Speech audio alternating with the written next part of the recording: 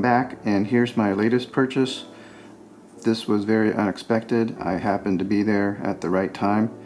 I went to the AD yesterday to buy a gift and talk about the new releases that just came out. And I also wanted to be put on the list for the new Explorer 1 in 36 millimeters, which is great that they reduced the size down from 39 millimeters. I do have the older Rolex Explorer in 36 millimeters, but this has the older style bracelet, and the new one will have an update with a nice and sturdy bracelet and an updated movement. I like the whole Explorer line. I also have the Explorer 2 in the 16570, which I like, but it also has the same limitation with the hollow center link bracelet.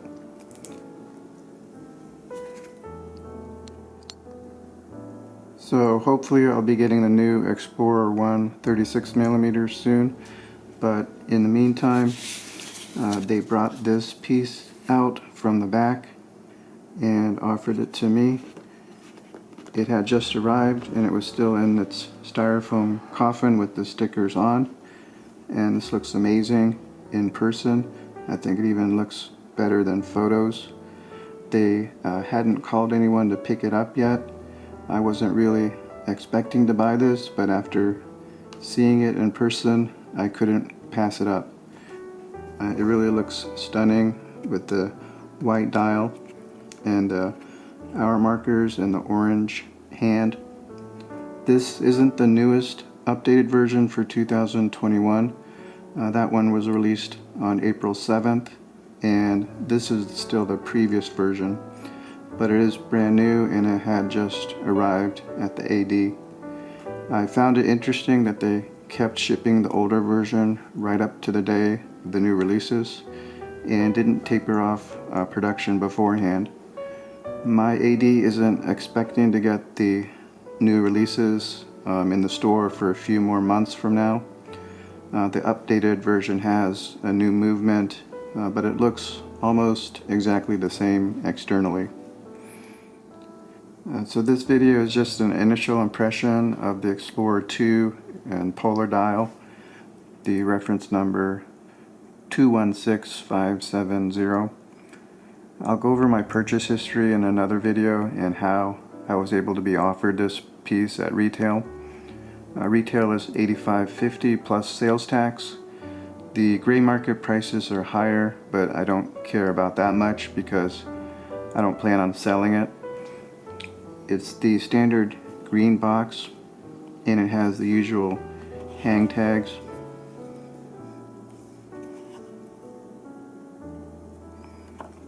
And it has the booklet and cards in the back.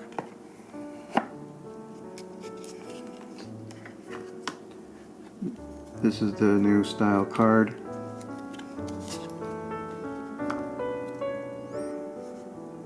And the date is the month, date, and year. So it's the 7th of April 2021, which was release day. And has the factory information on the back. But I think this was a mistake. I didn't see them pack up the box before I left, so maybe that was my fault, but I think they put in the wrong booklet. This is the booklet for the Explorer, not the Explorer 2. But I don't think it's worth complaining about. But I'm not sure how that happened. They removed the stickers after I paid and sized up the bracelet for me and set the time. But I think they just missed one sticker, which is right here. That's hard to see.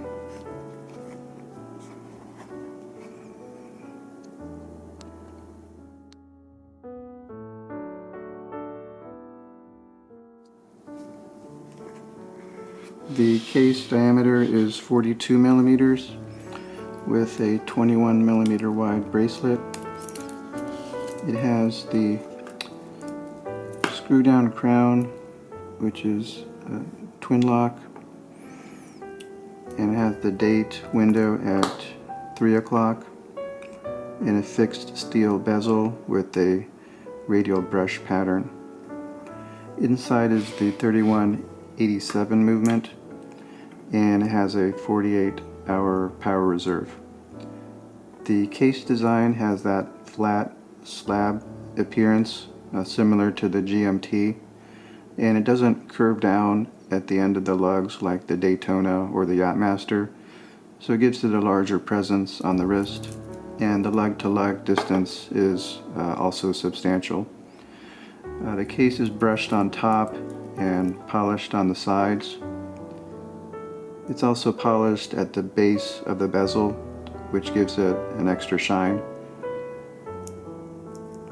The crown and crown guards have a nice proportion, but they don't seem as beefy as the Submariner or GMT. And I also like the shape of the lugs. They're not as fat as the older GMT, but I think on the new version of this watch they slimmed these down even more. The bracelet is slightly wider at 21 millimeters. It's all brushed and all solid. It has that oyster lock clasp, which is nice to have, and it has a satisfying click opening and closing. And it has the Easy Link extension, which I find is nice to have. Some people don't use it, but I like it.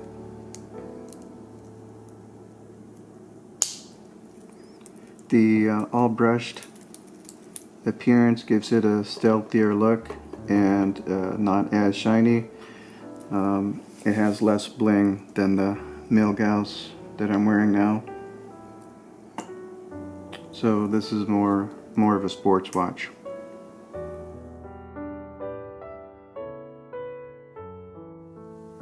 The bezel looks very sharp up close. It doesn't look that special from a distance, but all the detail comes out the closer you look. It has that distinctive sharp radial brush pattern and glossy black numerals with a modern bold font. I much prefer the steel bezel on the Explorer 2, and it was the right decision not to change it to ceramic. The steel bezel is just classic for the Explorer 2, and it's a big part of what makes it an Explorer. The stunning white dial is the standout feature of this watch, and it's amazing to see in person. The white is brilliant color. It's very clear and smooth and almost shiny. The white gold surrounds of the hour markers are coated with a glossy black PVD coating, which makes the hour markers stand out and makes it very legible, gives it almost a 3D appearance. The hands are also outlined in black, and they look even larger and thicker than the GMT. I also like the orange color on the GMT hand and the large arrowhead at the end. That color looks just right on the Explorer 2, and it's a good improvement from the red on the previous version. Lettering on the dial doesn't look cluttered, partly because the Explorer 2 is in orange and less visible from a distance. And only 2 lines of text at the bottom, and there's no crown between Swiss and Made at the very bottom because it's not the latest movement.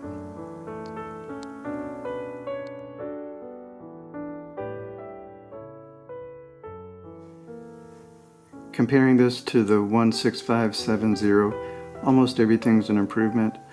The sturdier bracelet and clasp, the better movement and crown, the improved bezel finishing, the bold orange GMT hand, and the stunning maxi dial. Those are all the positives.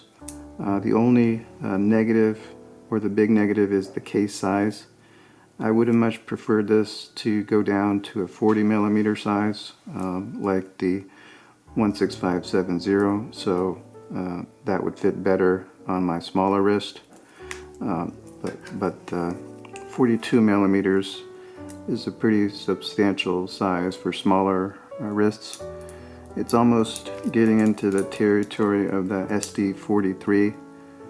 This is 43 millimeters compared to 42 millimeters, and they're almost the same size, but obviously not the same thickness or the same weight. This doesn't feel too heavy on the wrist given its size, and it does feel comfortable to wear. Compared to the newly released version in 2021, there's not that much difference. I thought they might reduce the size to 41 millimeters, but they didn't do that. I was also hoping for a slight design change of the dial to make it look a little closer to the original 1655, but they didn't even change that.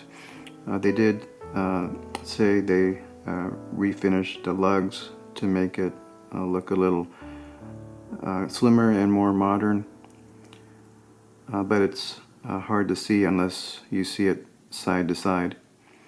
The updated 3285 movement on the new version has a 70-hour power reserve, which is nice to have, but this 3187 movement will still be serviceable for a long time.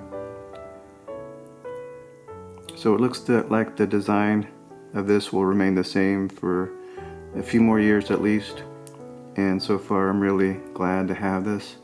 It's not perfect for me because of the large case diameter and the lug-to-lug distance, but I couldn't pass up the chance to get this at retail.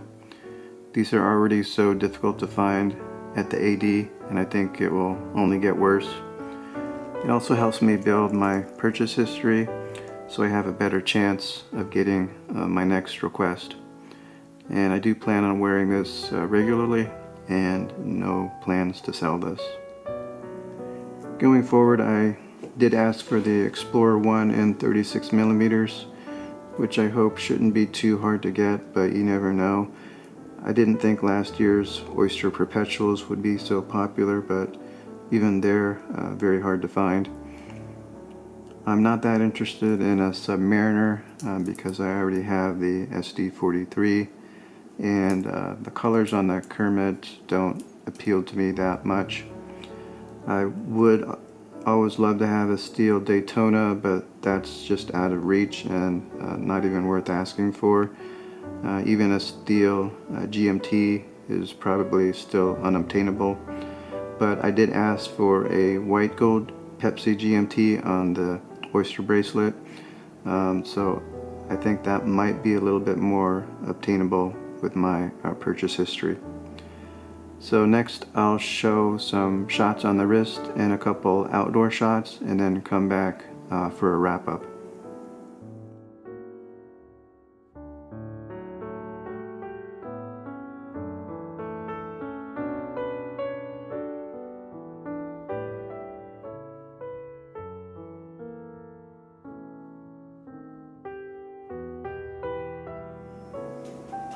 So just some final comments at the end. These are my 4 heavy hitter steel sports models I have right now. Every single sports model is getting hard to find, and they're not being put out in the display cases, and most are getting a huge markup on the secondary market. You really need to have an established history with your AD or get extremely lucky. I'll go into this further on my next video. But the last part might get some angry comments, but I actually felt a little bit guilty about buying this watch because it wasn't actually on my wish list. And I know some people have been waiting a long time to get this, and I got bumped up because of my purchase history and loyalty. But that's just the way things are with Rolex now, and I think it's just going to get worse from here. But I'm not going to flip this, and I'm really going to enjoy wearing it. So let me know in the comments which version of the Explorer or Explorer 2 that you like best, and thanks for watching.